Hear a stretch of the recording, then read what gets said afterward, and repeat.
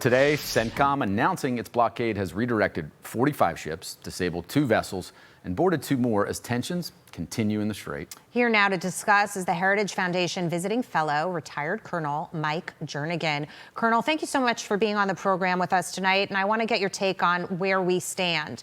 Opening up the strait is of global importance, not just for us, but for all the other countries as well. And people want to see their gas prices come down and things in the region calm down a little bit. But the president keeps doing this delicate dance with the Iranians, threatening them and then backing off.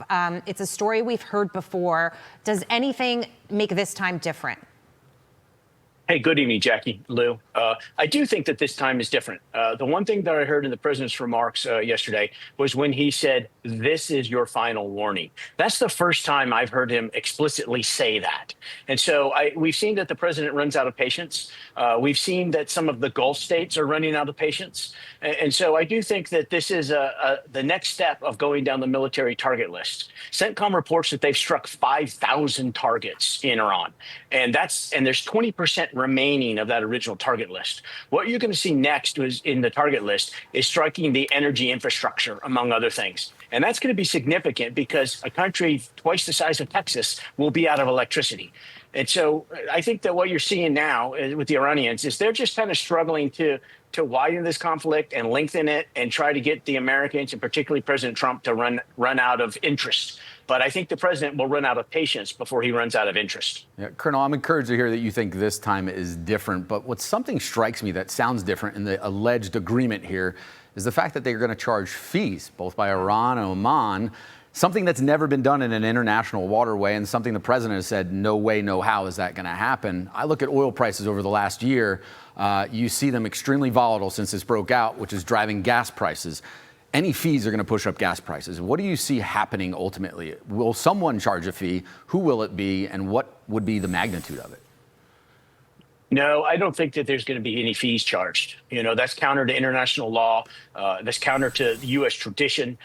The Iranians earlier this summer were trying to make comparisons to the Straits of Malacca between Malaysia and Singapore. The Singaporeans and the Malaysians charge some fees, but that's a compensation because that waterway is narrower than the international economic exclusion zones. And so you can go through the middle of one side of the Straits of Malacca and not charge a fee, or you can take a better route with the tides and the currents and the obstacles and pass through either of those two countries and pay a fee. So in that sense, because that waterway is especially restricted, that they've made an agreement between the two countries, since each country, their economic exclusion zone, according to the rules of international law, would extend into the shoreline of the other country. And so, but that's not going to work in the Straits of Hormuz. It's 21 miles wide at its narrowest. And so I don't think that Oman is going to charge any fees. They have no mechanism to enforce them. Iran has been saying at the beginning, after the strike started, that they were going to close the straits. The straits have not been closed. The United States Navy has been escorting ships through the straits. The insurance companies are the ones that are closing the straits. And every once in a while, the Iranians throw a small drone into a ship that's as big as 3 football fields and keeps everybody excited and interested. But no, I don't think there's going to be any fees charged in the straits. Okay. So far, the 2 options on the table that most people are considering is the notion that the president and his team will be able to strike some sort of enforceable deal.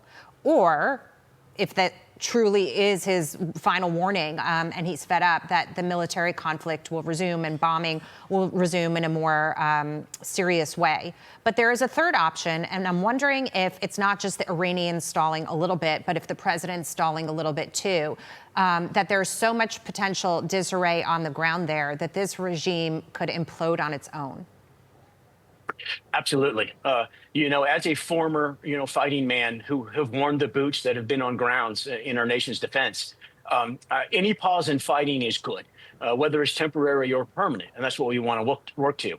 But deterrence works when there's a credible threat.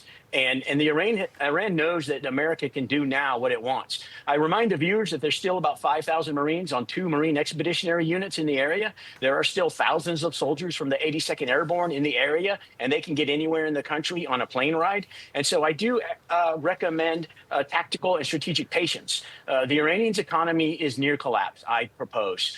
Some reports are saying that only 35% of their labor force is working. They have 85% inflation. And 10 years ago, their real currency was trading at 30,000 to $1 US. And on Friday, it was trading 2 million to $1 US. So the economic efforts are working, as will resume military strikes. So I do think that third option of waiting to see if there's some sort of collapse in the Iranian government, I think that's a valuable option. Wow. That's significant. Colonel, thank you so much for being here and for all of your insight. Colonel Mike Jernigan.